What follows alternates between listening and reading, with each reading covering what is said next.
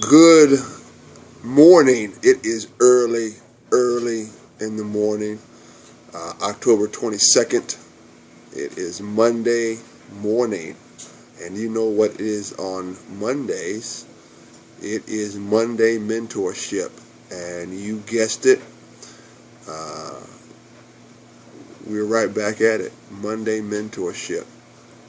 And we're going to deal with something that has been kind of on my mind, and I took a little time to do some research across some sites and some books, and I have put together a list of what to do or how to recognize a bad mentor or a poor mentor.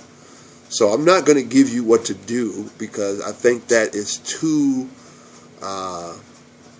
directive, because everybody's situation is different, but I do need to give you some warnings and some things that you need to look out for and watch out for, if you find yourself in these situations, okay?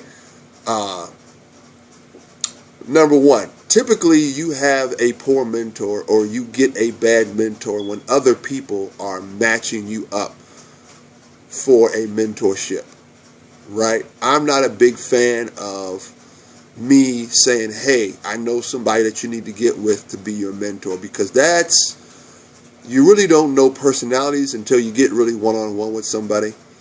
And to be matching up people for mentors is kind of really a tricky game. Okay? Now that's different if I'm working with you for a year or two and I work for quote-unquote a large corporation. I know you at that point, so now I can figure out what a good match is. But when you walk into a blind situation, say, okay, John's going with Jack over here, and Lonnie's going to go with Chad over here, that's typically a recipe for disaster. Poor mentor, okay?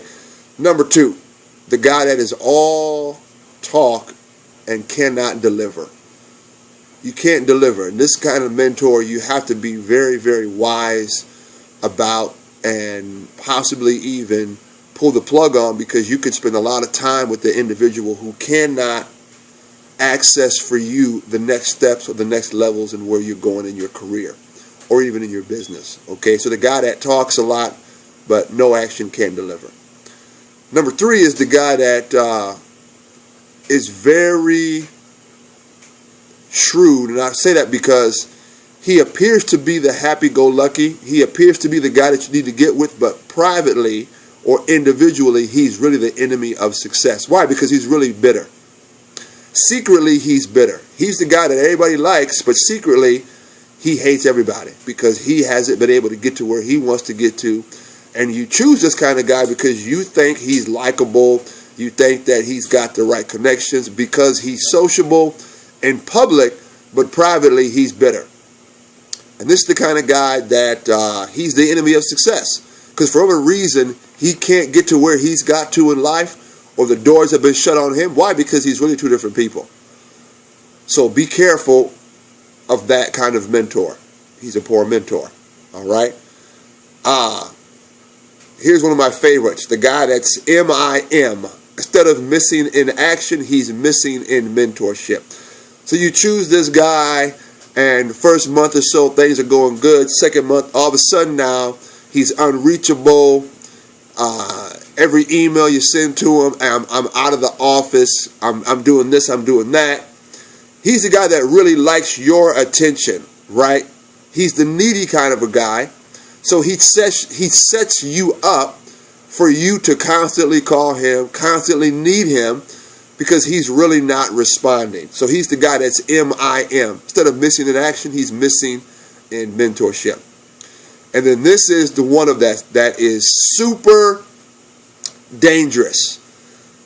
Bad boundaries. Now, how do I describe that? He's the guy that's the bad friend. He's too friendly, or the guy that wants to be more than friends. Bad boundaries. How do you do that? He's a guy, he's a horrible friend. You tell him something and everybody else knows. That's a bad friend. You go to him with an issue on the job as your mentor. And what does he do? He uses that example and paints the picture of you. Everybody knows who it is. That's a bad friend. No boundaries. Or he's too friendly. Super nosy, crosses boundaries, gets involved in your family life, gets involved in your personal life, wants to know things that really have nothing to do with your career. He's too friendly. And then, of course, the one that's the last one on the list under boundaries is, hey, I want to be more than friends. And back in the days, it was really always the male pursuing the female. But now, it's about 50-50. Now, sometimes it's 60-40. The female's the pursuer now. Hey, you work with me, I work with you, we work good together. We should try to be more than friends, right? And that really goes across business relationships, academia, corporations. You got to be careful. So today is October 22nd, Monday, 295 on the calendar. Monday mentorship, getting it in once again. Poor mentors and how to recognize the warning signs and delicately unplug yourself in a respectful and a humble way. It's your man Earl. Peace.